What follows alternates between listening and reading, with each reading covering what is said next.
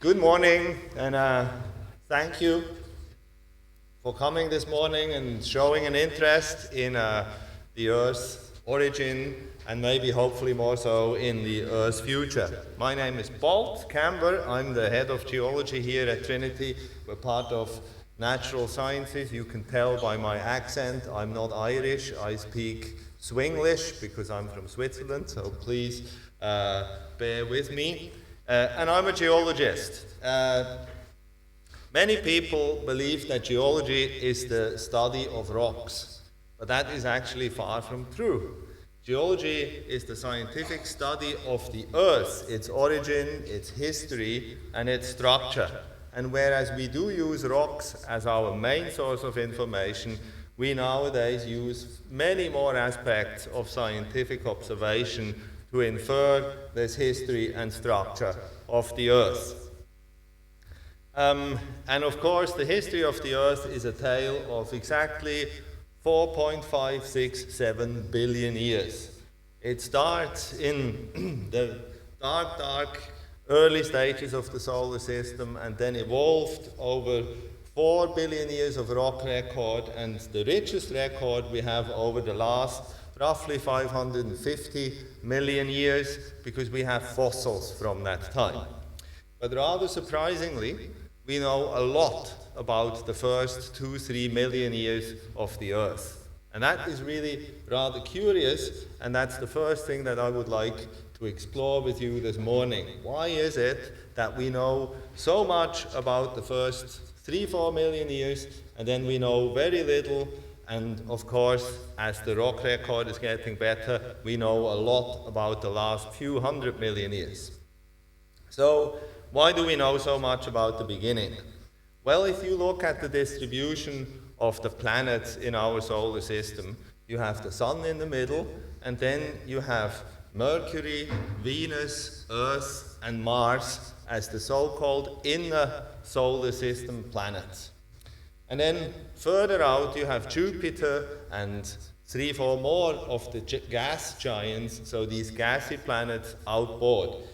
In between the inner solar system planets and these gas giants out here is an area called the asteroid belt.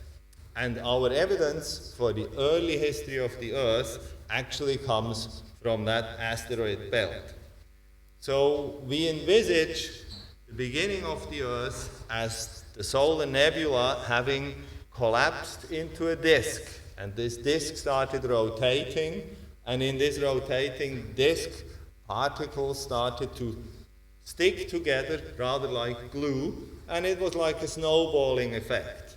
So these little objects, maybe the size of a house, or later the size of a football field, and later the size of the moon, started to collide with each other.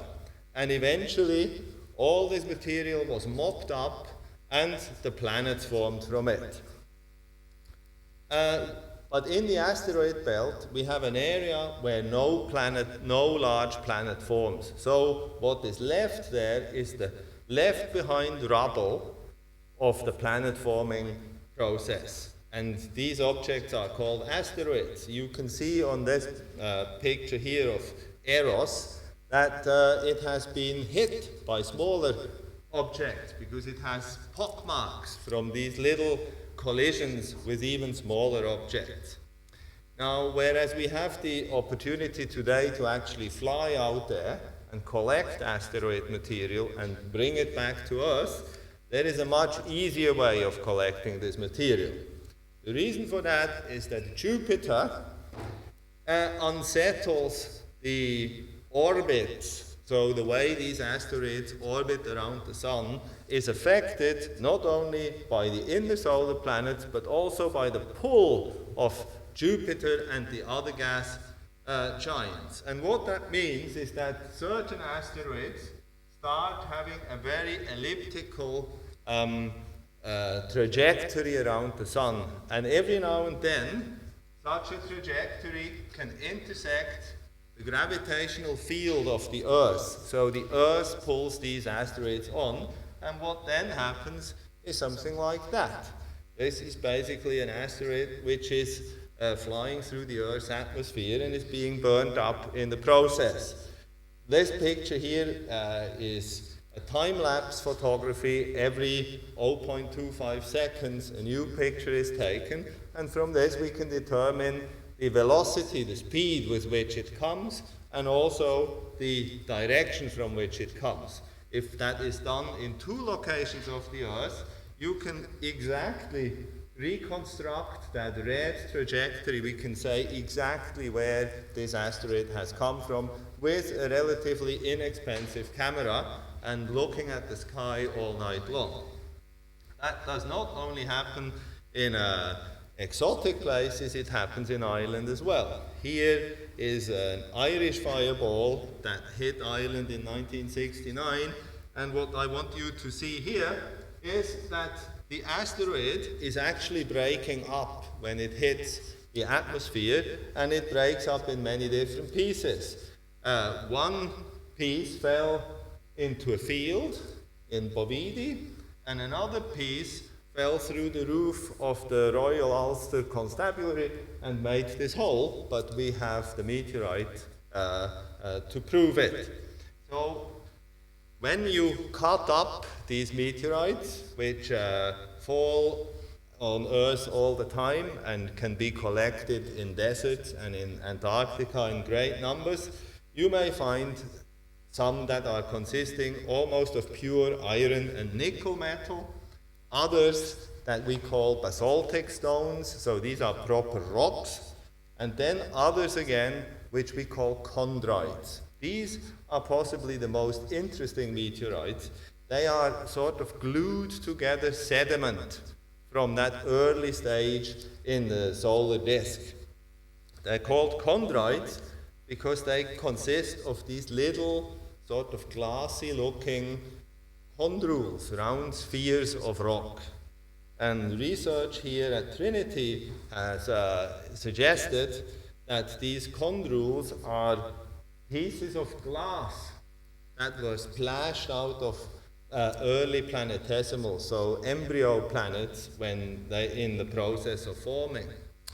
What we can do is we can separate these chondrules with tweezers out of the meteorite, and we take them into the chemistry laboratory, take them apart, and separate out so-called isotopes, particular atoms of certain elements, in this case lead, and these isotopes have a memory of when the chondrules formed. And this is how we can determine that the Earth is exactly, as you can see, 4.567 billion years old, plus or minus 1 million.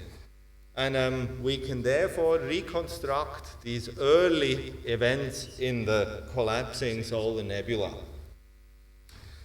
We can do many more fun things with these chondritic meteorites.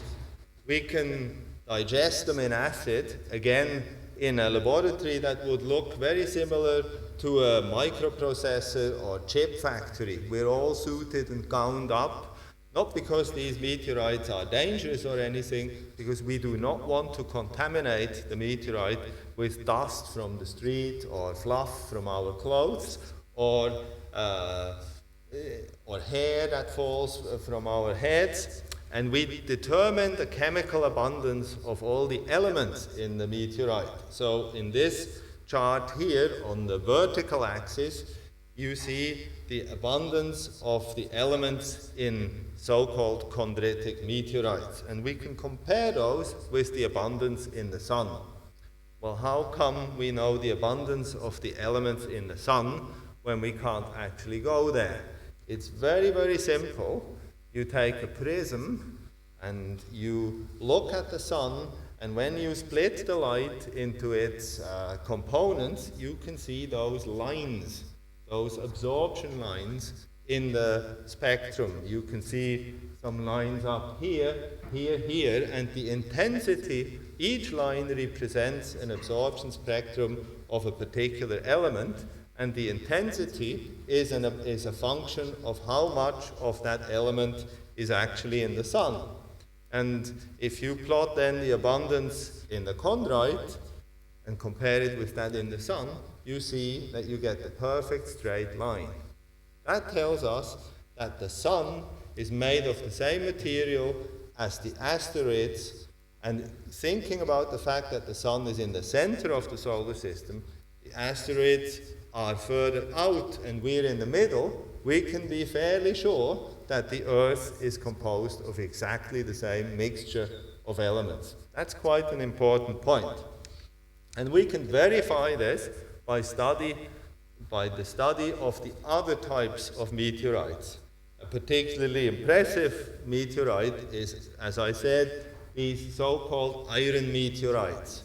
These are composed, as I said, of iron and nickel, and we know that our Earth has a metallic core because we have a magnetic field. The magnetic field is very important for us. We wouldn't be around without the magnetic field because the magnetic field shields us from cosmic rays, and these cosmic rays otherwise would interfere with things like mobile phones or television, or in fact would be very harmful to our health. So we know that the Earth has a metallic core, and these meteorites are an analogy to those cores, our own core, because they represent the broken up pieces of former planets that didn't survive and were broken up when they collided with each other. This picture of the Earth, however, is not an accurate representation of how the Earth works, because it looks completely static. Nothing's moving here. But in reality, the Earth is a very dynamic place. And that is maybe sometimes a bit difficult to appreciate because everything moves so slowly. But the Earth is very old, and therefore, over billions of years, the Earth has actually changed tremendously. So this here is a picture along the western margin of Canada. You see the city of Vancouver, and you see from the left the oceanic plate, the oceanic crust, is being shoved under the continent of Canada here, North America. It causes earthquakes, it causes large mountains to form, and it causes dangerous volcanoes to form. So this is a picture that we want to study much more, namely the dynamic nature of the Earth. And we would like to know what is going on down here, hundreds of kilometers below the Earth's surface. The problem is that if we try drilling a hole into the Earth, we cannot get any deeper than about 10 or 12 kilometers. This is in fact the rig that drilled the deepest hole ever. That was in the Soviet era, when America and the Soviets were fighting who can drill the deepest hole. And the Soviets won and got to 12 kilometers, which is not really helpful because we need to go hundreds of kilometers. But again, we have help here because we have messengers from the depths. Certain volcanic rocks, certain volcanic eruptions are extremely violent, and they erupt at supersonic speed, and in the process they bring up rocks on the way, so the magma brings up rocks to the Earth's surface. And these rocks look like that. We have examples at our booth here, if you're interested to touch such a rock. So these have come from hundreds of kilometers deep in the Earth, and they are available for us to study. And they're not very common, but we do take our students onto field trips. This is a picture from earlier this year where we were in Spain to be able to collect such rocks yourself. Now, the ultimate deep capsule of depth is diamond. Every girl wants a diamond, and every geologist wants a diamond too. We're not so interested in the beauty of the diamond. We're interested in the reject diamonds because they contain little inclusions which make them opaque, so not very pretty, but for us it's very, very interesting because we can study how diamonds form. We know where they form because we can recreate the conditions at great depths in an experiment in the laboratory, but we want to know why they form. And for this, we study the rocks that bring those diamonds to the surface. And we do that with a so-called cross-polarising microscope. This is a special type of microscope, and it shows here the picture, a very thin slice, only 25 microns thick, that we produce in our own laboratories. And if you stick that thin slice of rock under the microscope, a rock looks far more spectacular than when you just pick it up like that. It becomes utterly beautiful and very, very interesting. So a lot of our work with the students is to train the student into appreciating and recognizing what happens in a rock under a microscope. So you can also look at other rocks under the microscope, for example, those that contain fossils. Everybody's excited about fossils that you can see with your naked eye, but almost every sedimentary rock is actually packed full of fossils, but they're very tiny, and you can't see them with the naked eye. But under the microscope, again, the rock becomes alive. If you want to check this out yourself, you can go to the UK Virtual Microscope, which also contains a part of our rock collection, and you can explore these rocks on a tablet or at home on a computer, almost as good as in the laboratory. So why would we look at fossils? Because the evolution of life has fundamentally changed the physical and chemical aspects of the surface Earth as well. So we cannot understand the Earth if we're not also understanding the evolution of life. Here is a picture from the bottom of the ocean where hot fluids went into the cold ocean, and you can see that these chimneys form from gas that's coming out of the Earth's depths. But even down there, you find creatures like these little shrimp living on those chimneys. So we're, of course, interested in the origin of life. And for that, we're having to turn to the depths of the ocean. Life would not have originated on land, because the early planet had no ozone layer, and we would have been exposed to far too much UV light. What we're interested in is why we have so many species. And in order to understand the distribution of all these wonderful species on land, we need to be aware that the continents have not always been in the same configuration. This here is a picture of about 150 million years ago, and you see that Africa, South America, Australia, and other parts of the globe were all one planet. On there were animals of the same kind.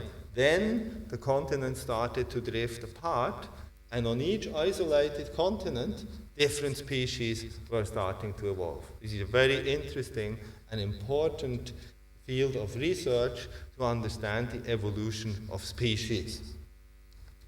So, thanks to the fossil record, we can reconstruct this evolutionary record, but what we're of course interested in is life in the future. Geologists call the present time period the Anthropocene. It's basically the time since when we have started to destroy the planet. We have a tremendous effect on the Earth. This here is just a picture that shows the distribution of lights, power cables, and gas and oil pipelines on the planet. And you can see that there is not a corner of the planet that is not affected by our activities. And every month, we're building an urban sprawl the size of Vancouver. That is a frightening thought, because how are we going to sustain this growing human population with energy, with raw materials, and with food? This is why geology is so relevant to today and to the future, because we do not want to end up with a situation like this. We have to move towards a more sustainable supply of energy.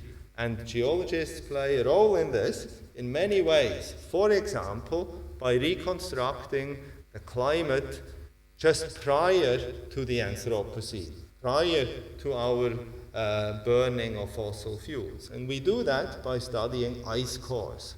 So in Antarctica, you can drill ice cores several kilometers long, and they reach back 400,000 years.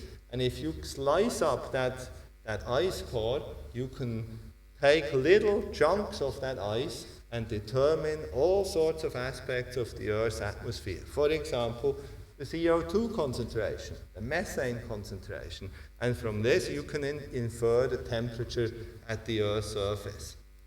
So we try to predict what might happen by looking into the recent past. And also, we need to help the engineers produce more sustainable energy technology. This here is a picture of a solar panel. Solar panels contain weird and wonderful metals. And nanotechnology goes into making these ever more efficient. The one on the right there, it uses a metal called tellurium. Tellurium is a very, very strange metal, and it is very, very scarce on Earth. So if we used all the tellurium that we can possibly extract from the Earth at the current rate, it would take 400 years to supply 10% of the Earth's energy with solar panels. That's far too long. It is on our shoulders to find this tellurium more efficiently so that we can actually build enough solar panels to eventually power the Earth in 100 or 200 years from now when we've run out of gas and oil. That this is a booming field is evident from the amount of investment. This shows a plot from 1975 to last year and shows how much money is being spent globally on trying to find more raw materials. And you can see that it goes in cycles, but that we are at an all-time high of almost $30 billion per year spent on finding more new materials. The reason for that is that we have 7 billion people populating the planet. So in conclusion, understanding the Earth combines insight not only from rocks, but from physics, chemistry, and biology as well. And studying the Earth equips you with a unique understanding of time. Very deep time to almost yesterday and then the future. And the Earth, we view it as a very dynamic planet, which is incredibly interesting to study and whose riches really support our growing human population. If you have any more questions about geology, please do go to our stand, which is down on the ground floor, and I hope this gave you a bit of a perspective of what studying the Earth today really involves. Many thanks.